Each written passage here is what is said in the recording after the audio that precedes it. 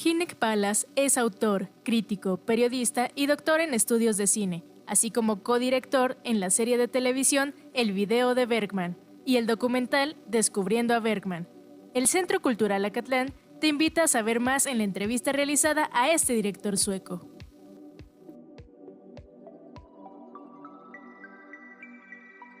Oh, the influence of Ingmar Bergman is mainly films, but to me, I very much like his writing as well, and his way of describing or portraying relationships have always been very important to me. But I think foremost, his influence on me is as a filmmaker with specifically film, how he made films, the total of his ideas, how they came out in film, so the light, the photo, the actors, the relationship between actors, as well as the ideas, how he transformed the ideas into film.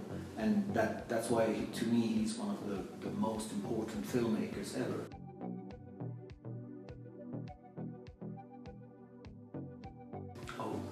Actually, he did give a lot of interviews. I think the idea of Ingmar Bergman internationally is that he was more of a recluse than he actually was. Bergman was, for instance, very good at playing out the media to use his private life. Sometimes he introduced the so-called rags, the gossip magazines, to his homes. And because he knew that the audience, it's tantalizing to them. It's like, oh, we want Ingmar Bergman. The people and the actors in his films were stars. So I think he was really very, what we say today, media savvy. But what I would ask him if I had a chance is the foreigner in Sweden, because Bergman was such a great director in capturing the Swedish modernity, the modern Sweden, but also what was underneath it, what we had sort of exported from the idea of the most modern country in the world, and he really captured, something underneath. And I would talk to him about films where he portrayed the foreigner in Sweden, how exile affects people and the soul, because he himself also went into exile in the 70s. So I'm very fascinated about this topic, even though many people would probably say that it's a minor Bergman theme. I think it's really interesting because his relationship to the Swedish society and during the time where he was active, Swedish society changed so much that I think it's very, very fascinating to know.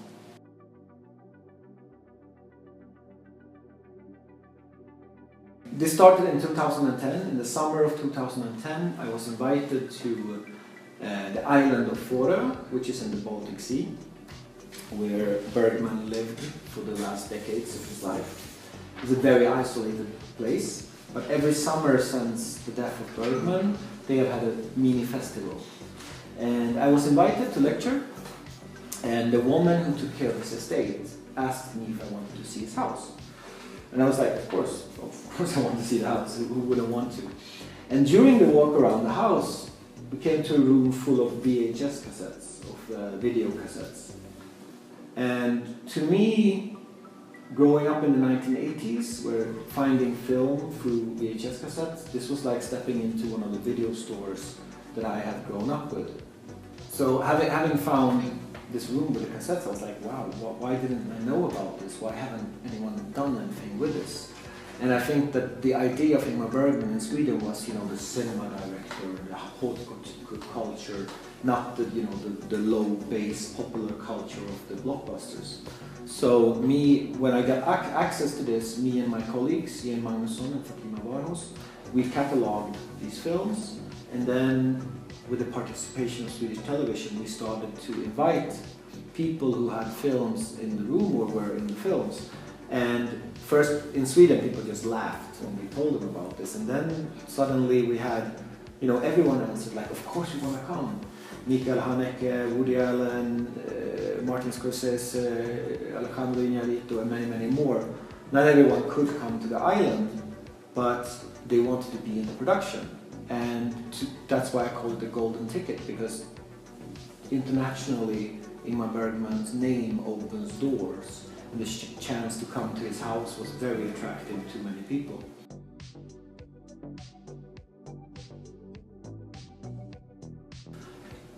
Well, the process was we basically did a list of people who had the films or were in the films, and then we just contacted everyone. We just wrote letters, and it was really hard to find the contacts, especially for the Hollywood people, and just send out emails.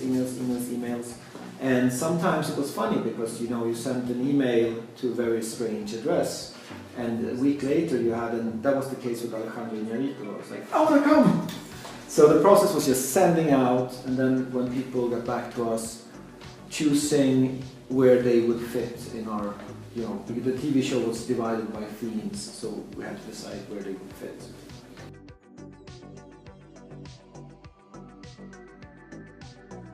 The TV series and the film differ in many ways, especially the narrative arc of the film is different. We tell more about the life of Ingmar Bergman, whereas in the TV series it's much more focused on the themes and on the particular of the people who are in the TV series. So it's sort of a TV series about film, where Hynek or Iñárritu talk equally much about their own, you know, how they work with themes such as fear. So that's a big difference between the TV series and the film.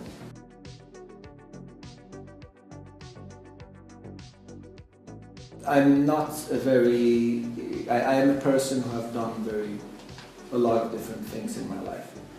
And when I found film criticism and film writing, to me things came together, because in film criticism you can write about the aesthetics of film, you can write about the economics, you can write about sociology, society, aesthetics, you can write about so many film things.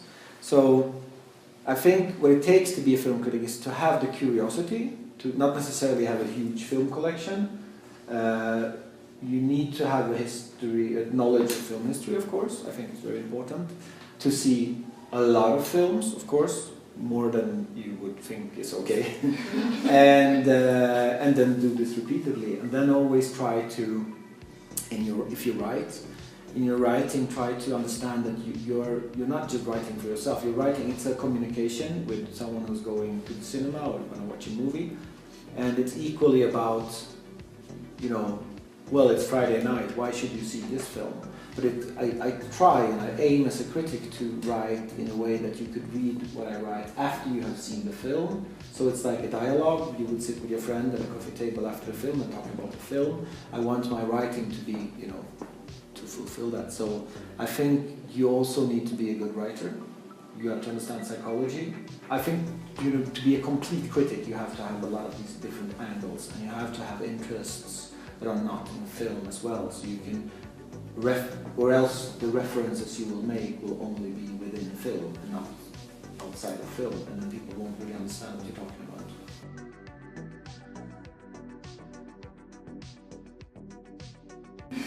about. Stay in school. I don't know. I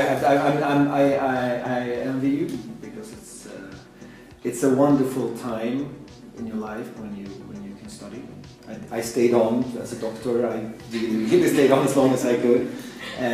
So that's beautiful, but remember that it's also a bubble, that the studies you make, the knowledge you get from university should be something that you can communicate outside, and it's important because the fact that you get knowledge can empower society. It shouldn't just stay in an academic bubble, and I think it's very important in our societies to stress that when the universities are more and more of industries now, that we need to communicate and live and, you know, spread the knowledge into